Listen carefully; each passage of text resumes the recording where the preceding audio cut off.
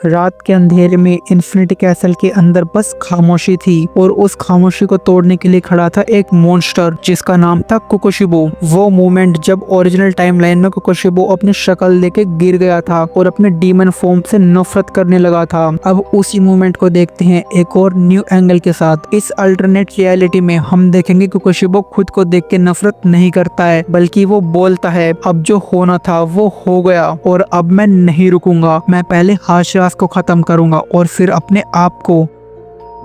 कोकोशिबो और गियोमे का पहला बैटल शुरू होता है। इन्फिनिटी कैसल के हॉल में सबसे पहले सामने आता है अपना स्टोन हाशिरा गियोमे हिमेजिमा। गियोमे की बॉडी पहले से ही काफी जख्मी थी, लेकिन उसके हाथ में अभी भी उसका चैन एक्स जैसा वेपन चमक रहा था। गियोमे चिल्लाता है मैं तुझे रोकूंगा कोकोशिबो, और अगले ही सेकंड में गियोमे अपनी एक्स को हवा में घुमा देता है। गियोमे की स्ट्रेंथ एक इंसान के लेवल से बहुत ही ज्यादा थी और कोकोशिबो एक स्माइल के साथ आगे बढ़ता है और अपने मून ब्रीथिंग को एक्टिवेट कर देता है। अपने मून ब्रीथिंग का first form dark moon evening palace, जिसकी वजह से चांद की तरह कर्व होती हुई वेव्स गियोमे की तरफ घूम के आती है। गियोमे उन्हें अपनी एक्स से रोकने की कोशिश करता है, लेकिन हर स्लैश के साथ उसका वेपन और ज्यादा टूटने लगता है। गियोमे अपनी पूरी ताकत लगाता है जिसकी वजह से धरती हिल जाती है, लेकिन कोकोशिबो के एक बार से इन्फिनिटी कैसल के पिलर्स टूटने लगते हैं। लेकिन यहाँ पे कोकोशिबो के पास एक बहुत ही बड़ा एडवांटेज था, उसके 400 साल का एक्सपीरियंस, जो एक डीमन के रॉ पावर और एक सैमुराई के डिसिप्लिन के साथ और भी ज्यादा उसे खतरनाक बनाता है। और फिर कोकोशिबो एक स्ट्राइक करता है और एक ही स्ट्राइक में गियोमे के दोनों हाथों को उड़ा देता है। उसके चेहरे पर पेन था, लेकिन उसकी आवाज अभी भी गरज रही थी। गियोमे बोलता है अगर मैं गिरा तो मैं बस तेरा अंत बनूंगा। कोकोशिबो उसके पास आता है और अपने स्वॉर्ड को गियोमे के अंदर घुसा देता है, और इस मोमेंट में सबसे मजबूत हाशिरा का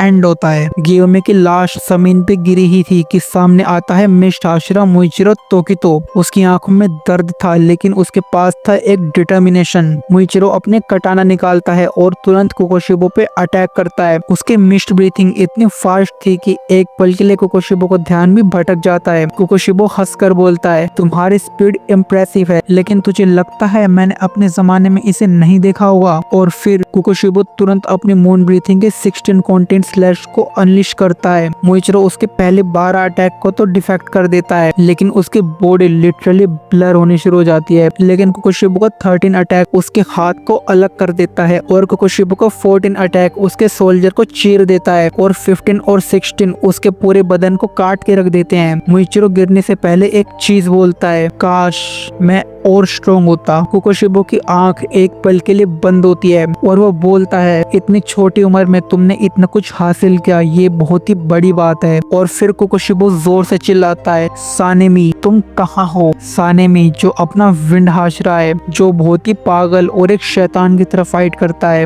सानेमी चिल्लाकर बोलता है मैं तुझे तोड़ दूंगा कोकोशिबो। सानेमी की विंड ब्रीथिंग की स्पीड बहुत ही फास्ट थी, उसकी हर स्ट्राइक में रेज था और उसकी तलवार कोकोशिबो के गले तक पहुंच गई थी, लेकिन कोकोशिबो तो शांत खड़ा था। कोकोशिबो एक पल में सानेमी की स्वॉर्ड को पकड़ता है और उसे तोड़ देता है और फिर अपनी तलवार को सानेमी के गले के आर पार कर देता है। सानेमी अपने खून में डूब जाता है, लेकिन अभी भी उसकी आखिरी सांसें चल रही होती है, जिसमें वो हंसता है और कहता है मैं मर तो गया, लेकिन मैं तुझे याद रखूंगा। और कोकोशिबो उसके सीने को पीसेस करके उसका काम तमाम कर देता है। और सबसे लास्ट में था गेन्या। वो ऑलरेडी इतना वीक था कि कोकोशिबो उसे आराम से मार सकता था, लेकिन गेन्या के पास था उसका डीमन रीजनरेशन जो उसे जिंदा रखता है। गेन्या अपनी गन उठाता है और नॉन स्टॉप फायर करता है कोकोशिबो पर। गोलियां कोकोशिबो की बॉडी और उसके सर में घुसती जरूर है, लेकिन एक ही सेकंड में कोकोशिबो उन सभी डैमेज को रिपेयर कर देता है। कोकोशिबो उसके पास आता है और बोलता है तुम जैसों को मैं पहले भी देख चुका हूँ, तुम बस अपने खून पे सरवाइव करने वाले एक कीड़े हो जिसे मुझे झेलने की जरूरत नहीं है। अब गेन्या चीख कर बोलता है मैं मरूंगा नहीं जब तक तू जिंदा है कोकोशिबो।